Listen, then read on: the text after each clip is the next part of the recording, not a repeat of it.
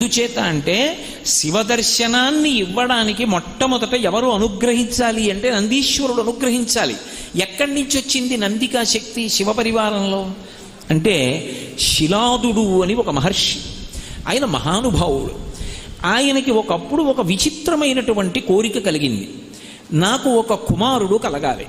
కానీ అందరు పిల్లలు పుట్టినట్టే భార్య యొక్క సహాయము వలన నా తేజస్సు నా భార్య యొక్క శోణితము కలిసి నా భార్య యందు పిండముగా రూపుదిద్దుకొని ఏదో కొన్ని నెలలు ఆమె గర్భము ధరించిన తరువాత బయటికి వచ్చేటటువంటి శిశువు కాదు, అయోనిజుడు కావాలి. స్త్రీ గర్భము నుండి బయటికి రానివాడయ్యి ఉండాలి, అయోనిజుడు కావాలి.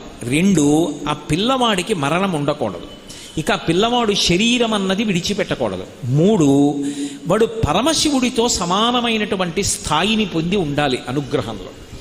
వాడు ఆజ్ఞాపించ